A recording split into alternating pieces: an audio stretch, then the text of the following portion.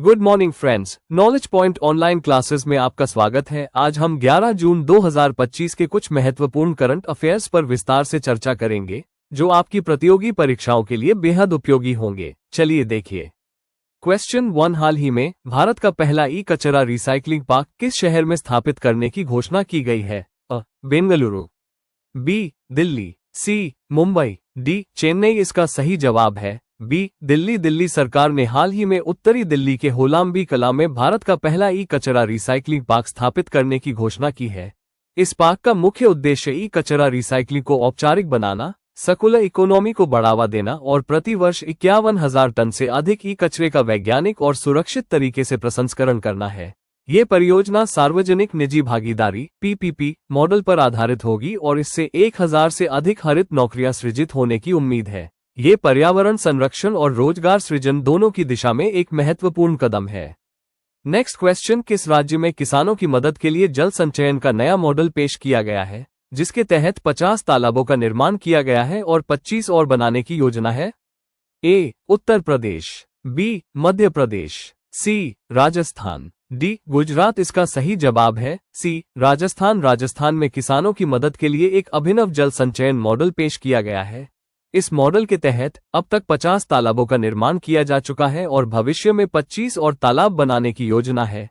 इस पहल का मुख्य उद्देश्य मानसून के पानी को बचाना, भूजल स्तर को रिचार्ज करना और किसानों को सूखे जैसी परिस्थितियों से निपटने में मदद करना है, जिससे कृषि उत्पादकता बढ़ सके।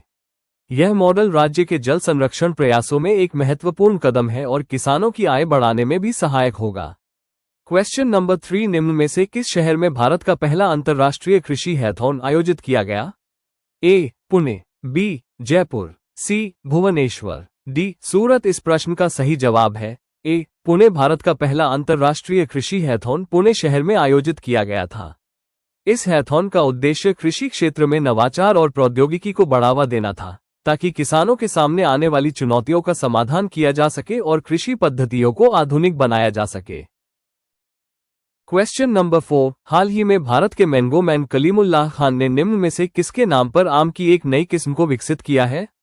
ए. नरेंद्र मोदी, बी. अमित शाह, सी. द्रौपदी मुर्मू, डी. राजनाथ सिंह। इसका सही जवाब है डी. राजनाथ सिंह। भारत के प्रसिद्ध मैंगो मैन कलीमुल्लाह खान ने हाल ही में आम की एक नई किस्म विकसित की है, जिसका नाम उन्होंने भारत के रक्षा मंत्री राजनाथ सिंह के नाम पर रखा है।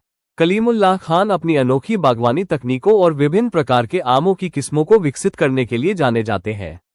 क्वेश्चन नंबर 5, भारतीय स्टेट बैंक (एसबीआई) ने वित्त वर्ष 2025 के लिए सरकार को कितने करोड़ रुपए का लाभांश डिविडेंड दिया है?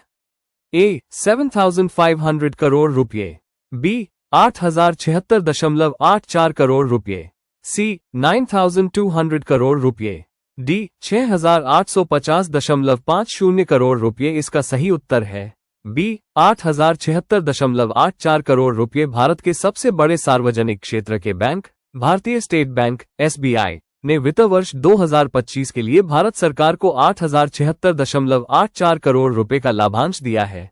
ये लाभांश बैंक के उत्कृष्ट वित्तीय प्रदर्शन और केंद्र सरकार के राजस्व में उसके महत्वपूर्ण योगदान को दर्शाता है। एसबीआई देश की अर्थव्यवस्था में एक महत्वपूर्ण भूमिका निभाता है।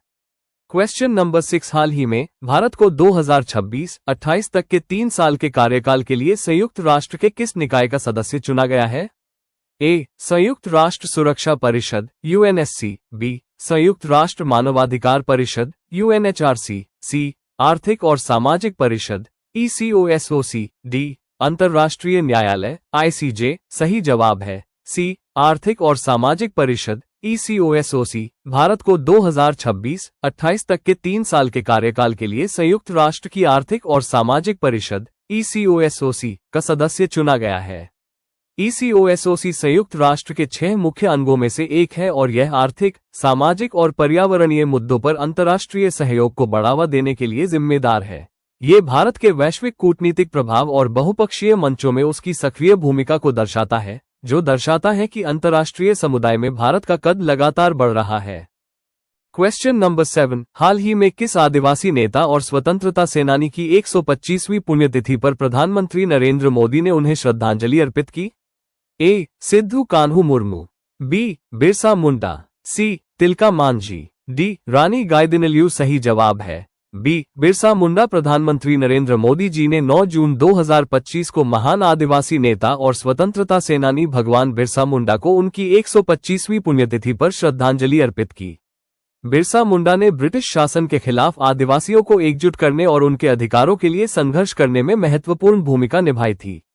उन्हें धरती आबा, धरती के पिता के नाम से भी जाना जाता है और वे भारतीय स्वतंत्रता संग्राम के एक प्रमुख नायक हैं। क्वेश्चन नंबर 8, हाल ही में भारतीय सेना में उप सेना प्रमुख रणनीति के रूप में किसे नियुक्त किया गया है?